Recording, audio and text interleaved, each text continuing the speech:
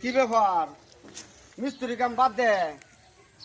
এইটা ভাল ভালাইলে দিন যাইবো ভাই চোখে দেখি না কানে শুনি না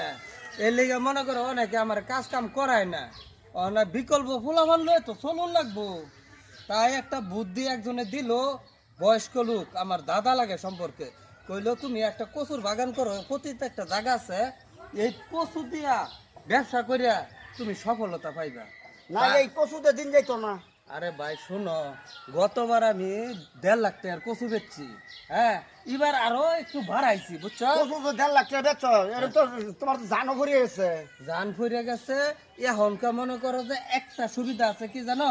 আমি তো মনে করো যে 50,000 খরচ করে 1.5 লাখ পাইছি হ্যাঁ, হ্যাঁ হ্যাঁ। এখনকার আমি কামলা খাটাই পাইম এই বুদ্ধি করছি বুদ্ধিটা কি ঠিক আছে না ভাই না এটা হইছে না কইছে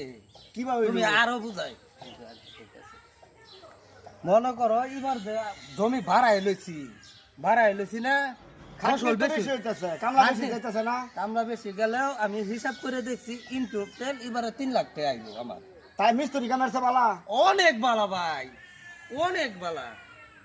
অনেক বালা হ্যাঁ। তাহলে পুষায় পুষায় আমি আরো চেষ্টা করতেছি আরো 2-4 জনরে এই উপদেশটা দিবার যারা অসহায় বেকার আছে তারাও যেন এই কাজে এগিয়ে আসে তাহলে আমিও করবাম আলহামদুলিল্লাহ আলহামদুলিল্লাহ আলহামদুলিল্লাহ আলহামদুলিল্লাহ ইনশাআল্লাহ ইনশাআল্লাহ ইয়া আল্লাহ